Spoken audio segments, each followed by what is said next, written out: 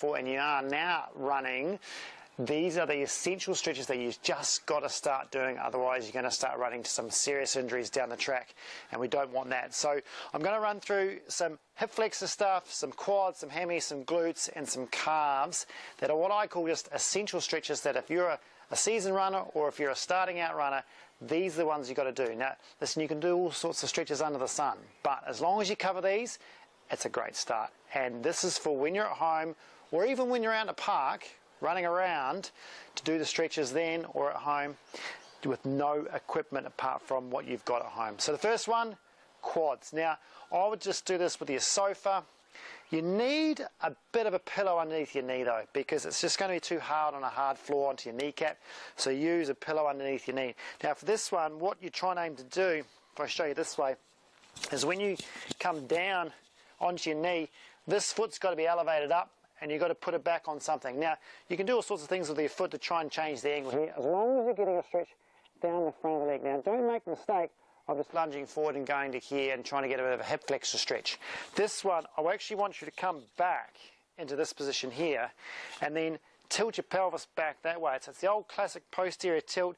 Use your glute to do that and squeeze that hard. Draw your abs in here to really pull that pelvis up, and then you're going to get that rectus femoris type stretch, the really grunty one at the front of the quads. Now 1 to 2 minutes, you've just got to hold this on, and trust me, this is one of the exercises that will really help you. If you're starting to get knee troubles, a little bit of niggles and knee pains around the knee from running, this is what you need to start working on, priority number one.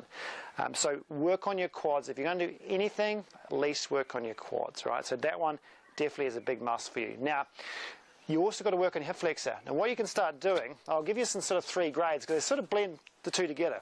With your hip flexor, same thing, work on your pillow, go into your classic sort of lunge type kneeling stretch. Now at this point here people go, I can't feel anything, and they tend to go straight forward into there and do a bit of a split type stretch. I try and avoid that. I try and isolate your psoas a little bit better by coming up and having this vertical with your body, right? And then what you've got to try and do is again, same tilt back into there and really pull on your hamstring and pull on your glute. Okay, so turn those two on and lift up your core to stretch just the front and there. Now for some people that's going to be a huge stretch. For others you might have to move forward a bit, but don't lose that tilt when you go forward. So keep that movement there and then keep it on and then come forward until you feel like you just can't go any further, or if you're going to go any further it's going to drop.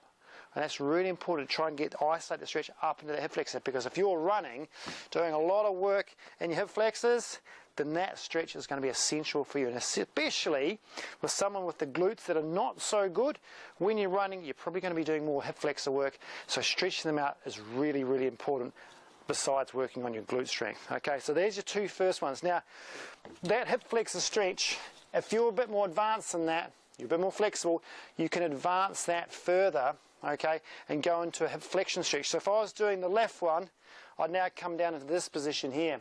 Now we've covered this in a previous video for the lower back. This hip flexion stretch is sort of the advancement of that, because you're going to get in some groin stuff. So if you're a bit of a serious runner, you might want to start working on this one.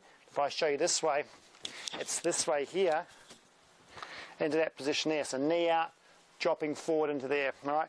And this one you can really relax through the front, just let that go.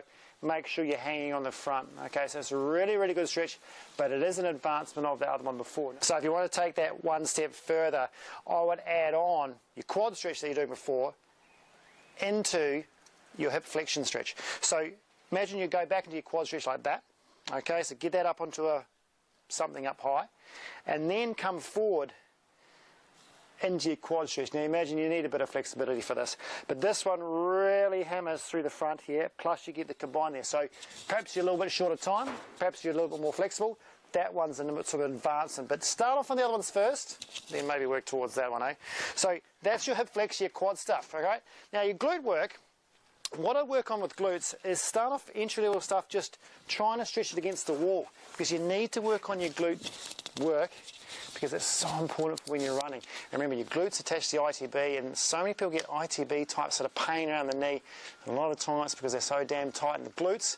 Start off stretching them out, see if that works for you. So get rid of the pillow, or you know what, you can have the pillow for your head. But what you need is something solid, okay? So you need to go to a wall like that and work on this stretch here and there. So you can see, you can just get yourself lined up, just lift yourself up with that foot, come up, tuck that one over, drop down, okay? And then you've got your glute stretch in that position there, all right? So I'm sort of in a nice flex position, so it's okay to be in this flexion position if you don't have a back problem, and then work on that side stretching in there. It's a really nice, easy stretch that you can just do lying down.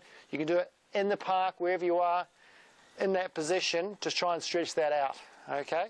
So that's an essential one for your glute. Now, if you find that one is just way too easy, and you're a bit more flexible, go up into sort of more of a bench top like this. So if you can try, get something a little bit higher, this might be a wall or something outside, come and have a look at this, is you go up and do the stretch in this position, okay?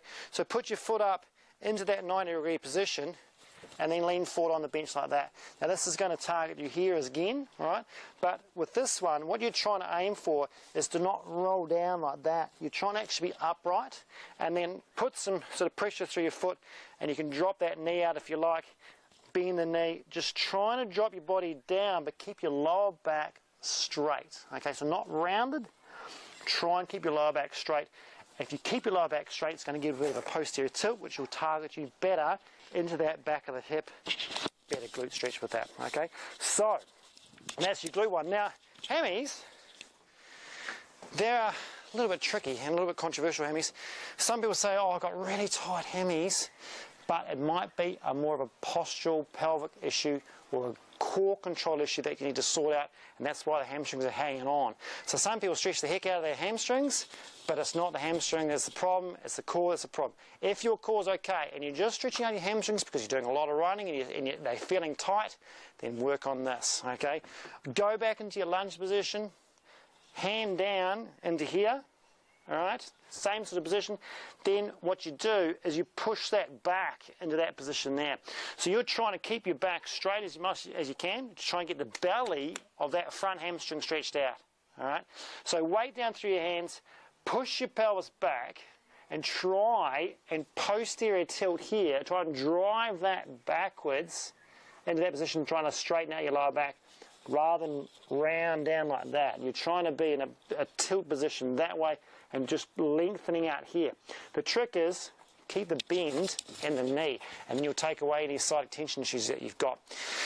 Hammies, pretty easy stuff. I would always include your hammies in with your glute and your quads. It's a very forgotten sort of muscle. People find it's too hard to stretch. I would definitely work on that, because guess what? You use your hammies when you're running and you're walking, so you need to stretch them out if they're getting tight. Now your last ones, calves, essential. Remember, runners use their calves heaps.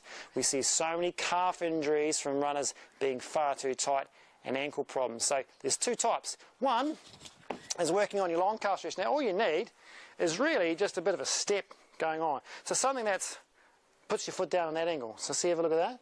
So when you're from there, you just need to be in that position. Okay, so something that's got your heel lower than your foot. And if you grab onto a pole or something like that, what I'd do is keep that knee straight. Okay, so use your quads, keep that knee straight.